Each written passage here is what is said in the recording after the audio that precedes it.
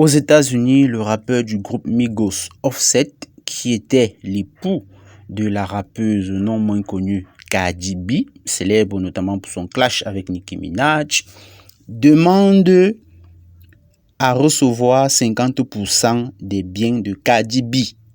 Voilà, en fait, ils sont en instance de divorce et le monsieur estime qu'il a droit à 50% des biens de Cardi B parce que voilà, il aurait contribué pendant le mariage et il souffre de cette séparation, voilà.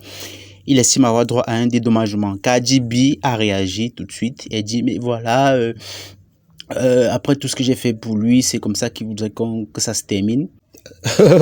Alors ça pique, hein, Madame Cardi B, ça pique, hein.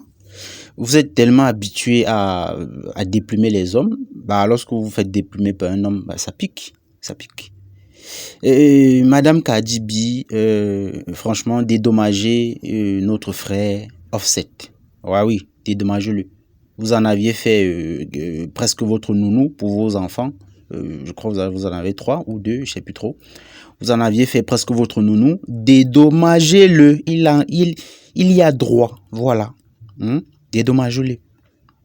Et maintenant, je m'adresse aux hommes. Si de plus en plus d'hommes prenaient des initiatives comme celle de Offset, je crois que les rapports hommes-femmes seraient, l'équilibre dans les rapports hommes-femmes serait un peu établi, serait quelque peu rétabli.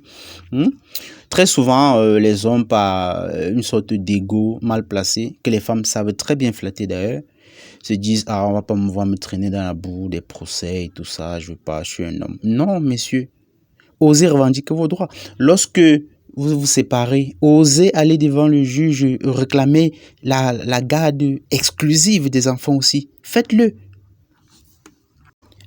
La cause des hommes ne peut pas avancer autrement que par des jurisprudences comme celle-là, des actions d'éclat, de courage comme celle-là. Vous voyez? Si tout le temps vous gardez le silence, vous vous faites taper par vos copines, vous gardez le silence. Vous vous faites abuser, vous gardez le silence. Vous vous faites tromper, duper, accuser faussement, vous gardez le silence. Bah, après, il ne faut pas venir vous plaindre de ce que la société serait misogyne ou alors elle serait, qu'est-ce que je dis, serait en faveur des femmes, misandre, hein, ou gynocentrée. Vous ne pouvez pas vous plaindre de cela. Faites du bruit, plaignez-vous. L'époque où on disait un vrai homme est celui-là qui ne se plaint pas, cette époque-là est révolue, les amis. Et moi, je pense même que c'était un complot des femmes, hein, vous voyez, pour vous mettre la honte et vous faire taire, vous voyez.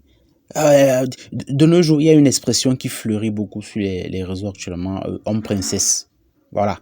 Donc, vous êtes un homme princesse, c'est censé être une expression offensante, désobligeante, hein, vous voyez. C'est censé vous humilier dans votre ego. En fait, dans l'esprit de ces gens-là, vous êtes un homme princesse à partir du moment où vous osez revendiquer vos droits, vous osez revendiquer être traité, être bien traité comme un être humain, vous osez revendiquer ne pas être abusé par les femmes.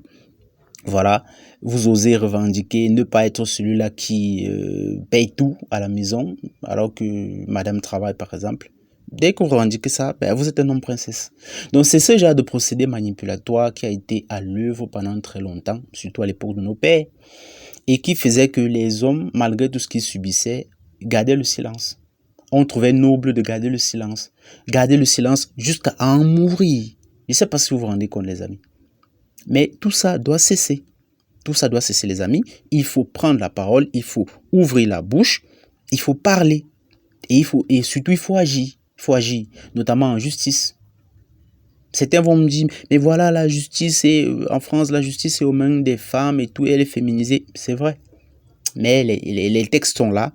Et puis, si il y a un vrai mouvement, s'il y a une vraie poussée, s'il y a des cas, des jurisprudences comme ça, qui sortent tout le temps, des hommes qui osent revendiquer, par exemple, la garde exclusive de leurs enfants, les choses vont évoluer.